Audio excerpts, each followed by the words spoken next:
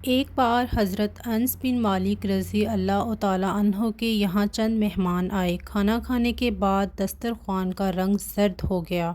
دسترخوان میں شوربہ لگ جانے کے بعد اس کی صفائی کے لیے حضرت انس بن مالک رضی اللہ تعالیٰ عنہ نے خادمہ کو حکم دیا کہ اس کو جلتے ہوئے تندور میں ڈال دو۔ خادمہ نے حسب حکم ایسا ہی کیا اور دسترخوان کو آگ میں ڈال دیا۔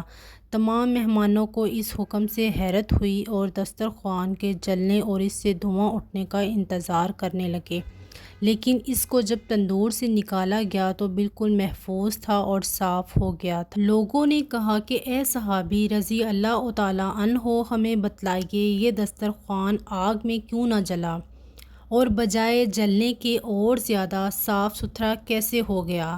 حضرت انس بن مالک رضی اللہ تعالیٰ عنہ نے فرمایا کہ اس کا سبب یہ ہے کہ رسول اللہ صلی اللہ تعالیٰ علیہ وآلہ وسلم نے اس دسترخوان سے بارہا اپنے دست مبارک اور لب مبارک کو صاف کیا تھا۔ مولانا جلال الدین رومی رحمۃ اللہ علیہ اس واقعے سے ہر اس شخص کو نصیحت فرماتے ہیں جس کا دل جہنم کی آگ اور عذاب سے خوفزدہ ہے۔ اسے چاہیے کہ ایسے مبارک ہاتھوں اور لبوں سے قریب ہو جائے جن کی برکت سے آگ جلانے سے باز آ جاتی ہے، جس کا طریقہ صرف اور صرف اتباع سنت ہے، اس لیے کہ جب جمادات کو رسول اللہ صلی اللہ علیہ وآلہ وسلم کے مبارک لبوں سے یہ شرافت عطا فرمائی ہے تو اپنے عاشق جانوں کو تو نامعلوم کیا کچھ عطا فرمایا ہوگا۔